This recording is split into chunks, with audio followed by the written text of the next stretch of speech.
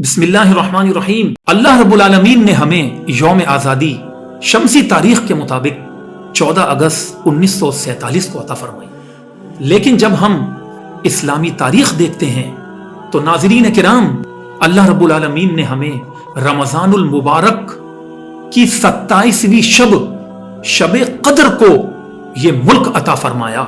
ये कितनी बड़ी अल्लाह की नेमत है और उस रब का कितना बड़ा हम पर फजल हो गया कि रब्बुल आलमीन ने हमें वतन अजीज जो कि इस्लाम के नाम पर बना और हमारे आबाओ अजदाद ने इस वतन अजीज की आजादी के लिए बहुत बड़ी कुर्बानियां दी। और होना तो यह चाहिए था कि हम इस दिन को खुशियों के साथ मनाएं, सेलिब्रेट करें, लेकिन इस तरह मनाएं कि जिसमें अल्लाह की रिजा हो।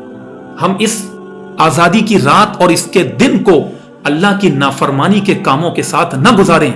लेकिन अफसोस कि आज हम ये देखते हैं कि यौम आजादी की रात नौजवान अपनी बाइक्स के साइलेंसर को फाड़कर और शोर शराबा करते हुए, एक्सीलेटर को जोर से घुमाते हुए और तेजी से स्कूटरों के काफले जोख दर जोख लेकर जाते हुए मुख्तलिफ नौजवानों की गैदरिंग इस अंदाज में रोडों पर गुजर रही होती है कि जिससे वो उनका अपना भी एक्सीडेंट होता है, वो दूसरों को भी नुकसान पहुंचाते हैं और जो आराम करने वाले होते हैं उनके आराम में भी खलल डालते हैं। और यही नहीं बल्कि माज़अल्लाह सुम्मा माज़अल्लाह इस यौम आजादी की रात को मुख्तलिफ होटल्स और मुख्तलिफ जगहों पर ऐसे म्यूजिकल प्रोग्राम्स किए जाते हैं कि जिसमें माज़अल्लाह रक्स व सुरूर और शराब की महफिलें भी मुनक़िद की जा रही होती हैं। और यही नहीं बल्कि नौजवान मर्द और औरत जो कि गैर महरम होते हैं उनकी मिक्स गैदरिंग्स भी की जा रही होती हैं।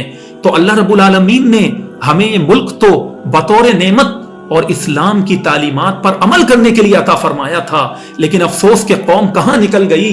अफसोस के वालिदैन को भी अपनी औलाद की फिक्र ना रही और नौजवान भी दीन इस्लाम की तालीमात से बहुत दूर निकल गए। और इस रात में अल्लाह को नाराज करने के वो काम किए जाते हैं कि अल अमान वल हफीज। होना यह चाहिए कि हम इस यौम आजादी की रात और दिन को बड़ी ही खुशियों के साथ गुजारें, लेकिन अल्लाह की इताअत करते हुए गुजारें।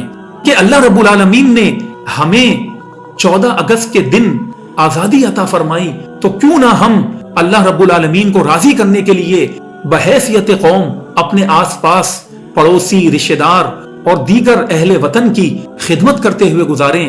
और ऐसा क्यों ना हो कि हम अल्लाह रब्बुल आलमीन की बारगाह में सरबसुजूद होकर इस दिन को सेलिब्रेट करें, शुक्राने के नवाफिल पढ़ें, अच्छे अच्छे काम करें और हम ये अज़्म मुसम्मम कर लें कि हम वतन अजीज के लिए मुखलिस होकर अपनी इस जिंदगी को गुजारेंगे। और अल्लाह रब्बुल आलमीन इस वतन अजीज को ता क़यामत शादो आबाद रखे। लिहाजा 14 अगस्त के दिन को सेलिब्रेट करना है तो इस तरह सेलिब्रेट करें कि जिसमें रब की रिजा हो और अल्लाह रब्बुल आलमीन हमसे राजी हो। ये ना हो कि रब नाराज हो और पाकिस्तान जैसी बड़ी नेमत हमसे छिन जाए।